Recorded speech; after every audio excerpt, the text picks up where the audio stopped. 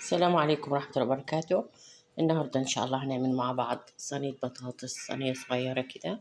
معانا نص كيلو من البطاطس قطعناها طرنشات اهو كده، السم كده بالظبط. ومعانا بصلاية واحدة برضو قطعناها طرنشات، ومعانا تقريبا يعني 4 5 معالق من الطماطم فرمناها، ومعانا جزر. أحب أحط جزراية في البطاطس، مقطعينها كده طرنشات رفيعة، وقطاية برضو، وفلفلاية حراقة لو انت عايزاها حطيها، مش عايزاها مش لازم، بس بتدي طعم حلو للبطاطس.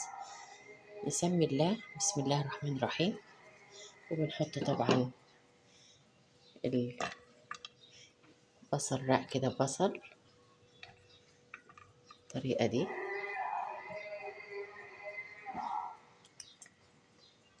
بعد ما حطينا راق بصل نحط راق من الطماطم كده، مع جزراية أو 2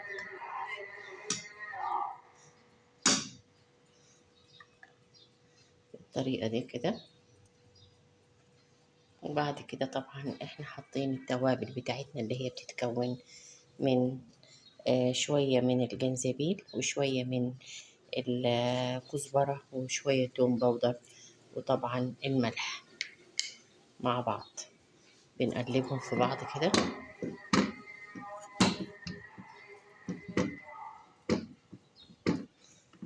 قلبناهم كده، وبعد كده هنحط رق البطاطس.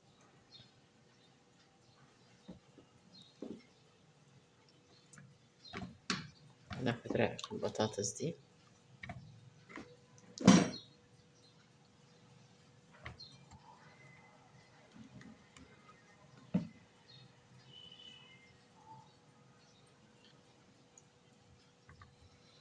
بالطريقة دي. وبعد كده بنحط عليها طبعا البصل،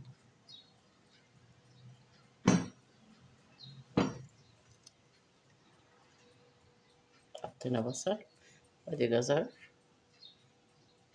وادي الفلفلاية كده. ونحط كده، ونحط شوية من الطماطم بتاعتنا بالطريقة دي. وبعد كده هنحط باقي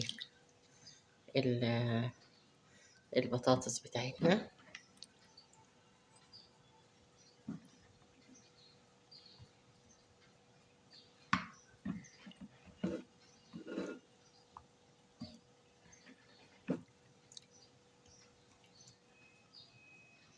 اهو، نحط عليها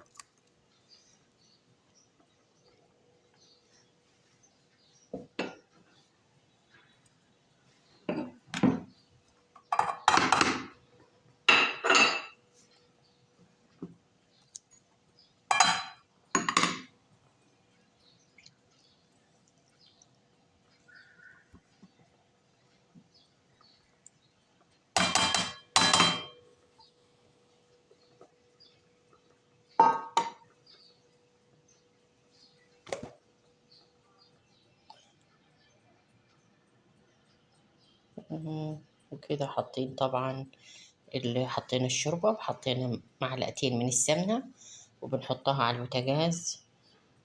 ده الشكل بتاعها. وبعد ما تغلي شوية على البوتاجاز بنحطها في الفرن. ونصلي على نبينا محمد عليه أفضل الصلاة والسلام، ونقول بالهنا والشفا، والسلام عليكم ورحمة الله وبركاته.